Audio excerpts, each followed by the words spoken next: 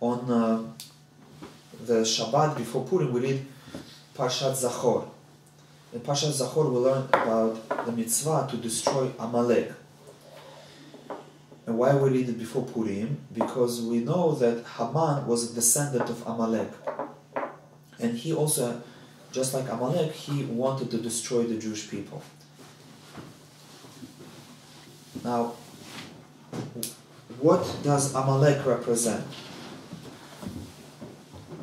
And from actions of Haman and Amalek themselves, we're going to see what their essence is. What did Haman do? When he decided to destroy the Jewish people, he cast lots. He basically played lottery. By doing so, he wanted to show that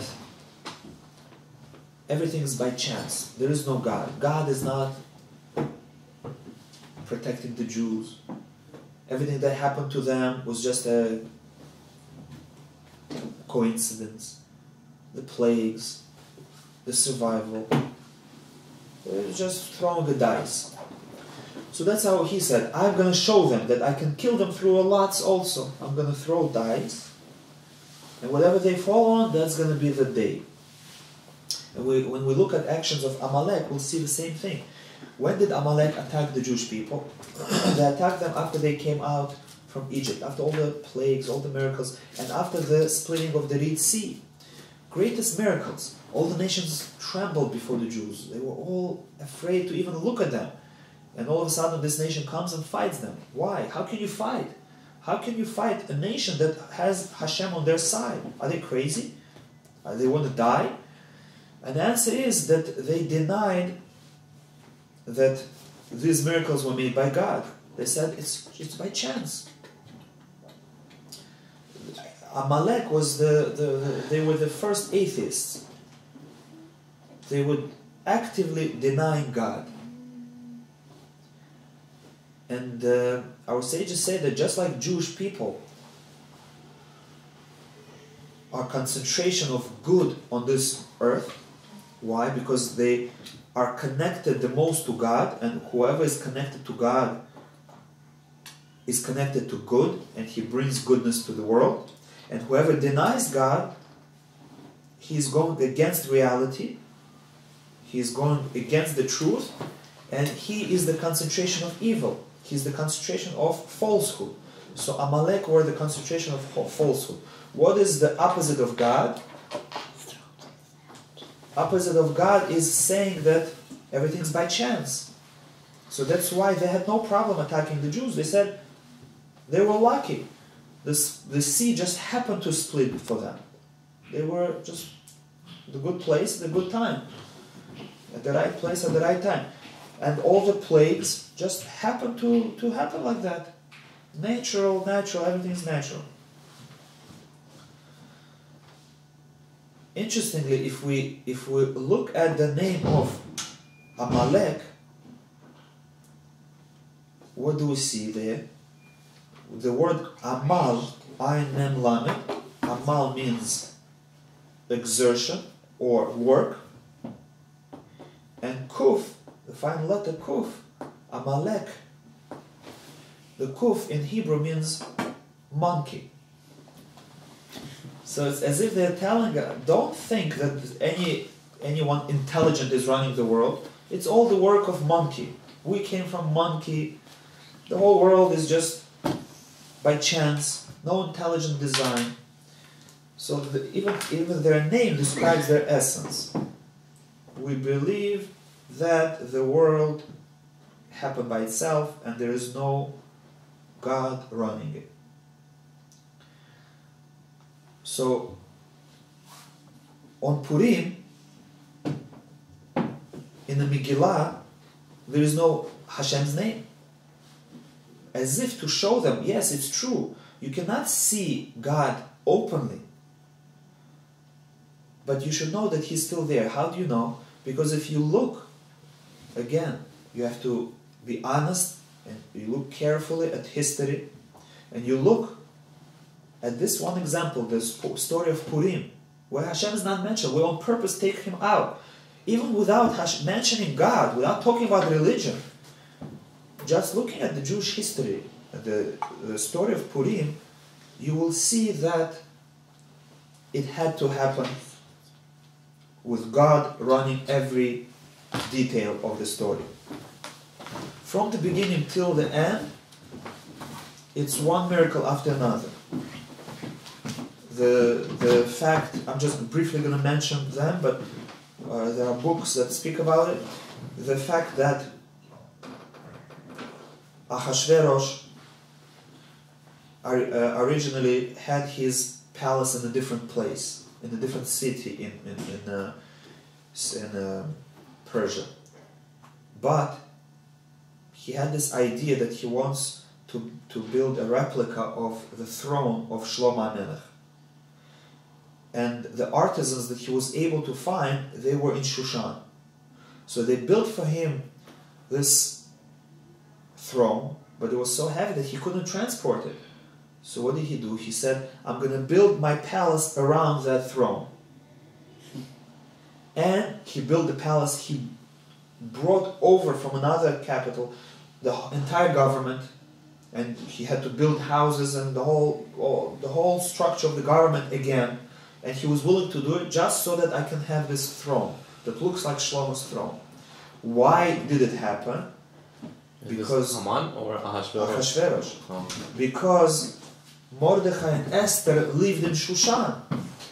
So instead of causing them to move to another city, Hashem said, I'm going to cause the entire government to uproot and go to the place where my beloved Jews live. And then Ahasuerus himself was not of royal descent, but his wife Vashti was. She was the granddaughter of Nebuchadnezzar. So he married her on purpose, that he should be considered a king because he married a queen. But then Hashem caused her to go against his order, even though she usually was listening to him. And the request that he made of her, she would enjoy to come in and show off her beauty. She would enjoy it any other day, but for some reason that particular day, Hashem put it in her mind to say no. And not only a simple no, but she embarrassed him. So, going against his best interest, he kills her. Even though now he's going to be without a queen. He himself is not a king, and he's not going to have a queen. Something that we would assume he would not ever do in his right mind. And he wasn't in his right mind. He kills her. Somebody also advised him to kill her so other wives won't disrespect their husbands. So Right. that's Haman was the man.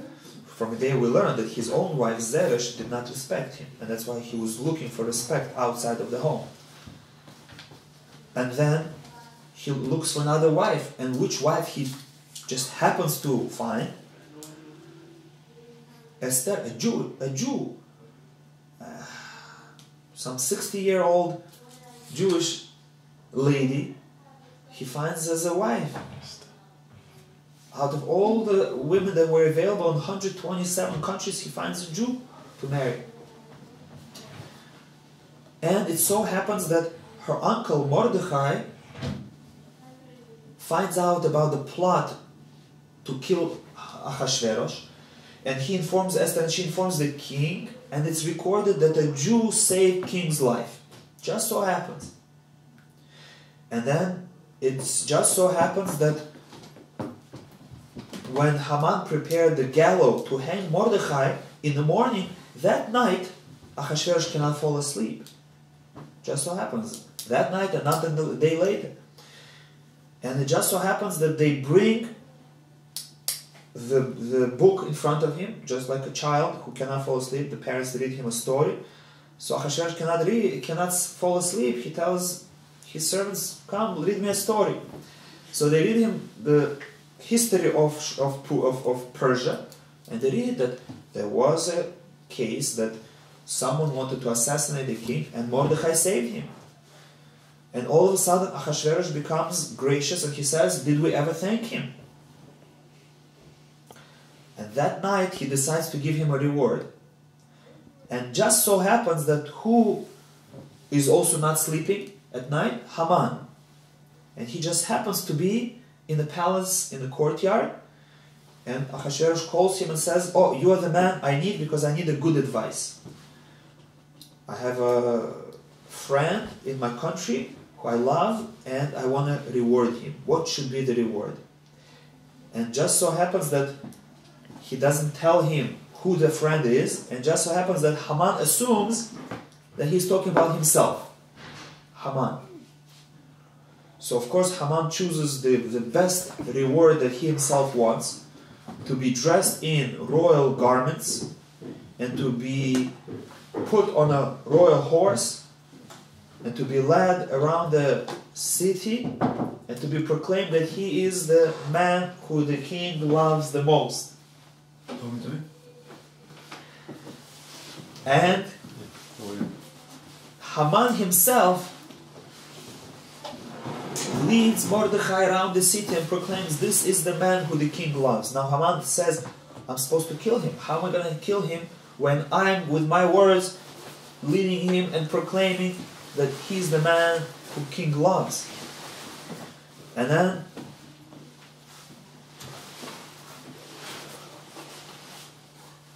that same night, Haman is called for the feast with Esther. And Esther reveals the secret to Ahasuerus, that she is Jewish, and that Haman is trying to kill her. And Ahasuerus kills Haman. And his 10 sons? Not yet.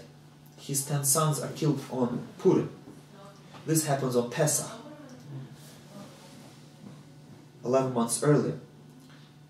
And then he gives Mordechai the house of Haman, he gives Mordechai the power of Haman, and he writes a new law that Jews are allowed to defend themselves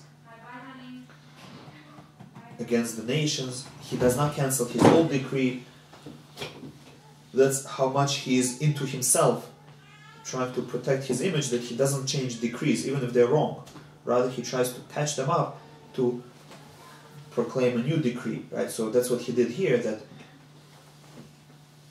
even though Haman is dead, and now he should change, that the nations should not attack the Jews on Purim. He can't do that. All he does is, I give permission to Jews to defend themselves. And the day of Purim comes, and now seeing that the greatest supporter, Haman, is dead, Mordechai is in his place, now everybody knows that the queen is a Jew. The nations are afraid. They still attack the Jews, but they're afraid, and the Jews are able to kill them. Now, I just briefly told you some things that look normal, natural, but when you take all of them together, you see that all these events cannot by chance happen at the same time. So through the story of Purim, we're trying to show ourselves and Amalekites and people who are like them, atheists, that even though this world may look like it's running on the laws of nature and everything's random, and they build all these theories on random mutations and other things, it's not random. There is God who is running the world, there is God who is in control, and you have to be blind not to see it. And we put masks on our faces on Purim to show you that the world has a mask. What you see is not the reality. Hashem is hidden behind the mask. Just look through the mask. Try to think. On the surface it looks like there are laws of physics, but it can't be that it's just running randomly. Must be there is one intelligent being behind all of it. And now, the deeper we go in science, the more we see that how complicated, and we have to increase our randomness. And now they're saying, in order for the universe to survive, you must have infinite number of universes. Only then you're going to have a chance, one out of infinity, that one universe came out perfect. So that's how much they go. They're willing to take a chance, one in an infinity, to make their theory work that there is no God. So that is our job in this world. Hashem put us into this world and He withdrew Himself. He hid Himself. That's why world is called Olam. Olam comes from the Hebrew root to hide. That le'alem means to hide. That by creating the world, the whole universe is a mask of Hashem. But we have to look and rediscover God and reconnect to Him. This way, we're going to be fulfilling our mission in the world.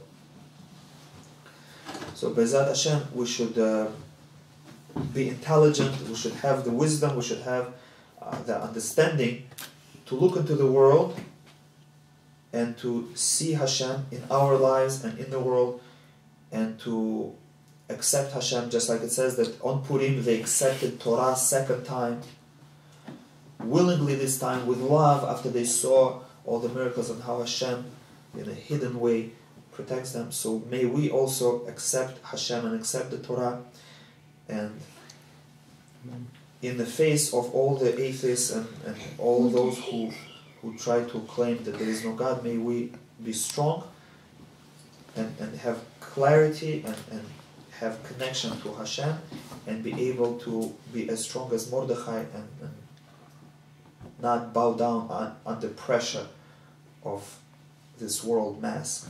Amen. Chag Sameach. Happy Purim. What?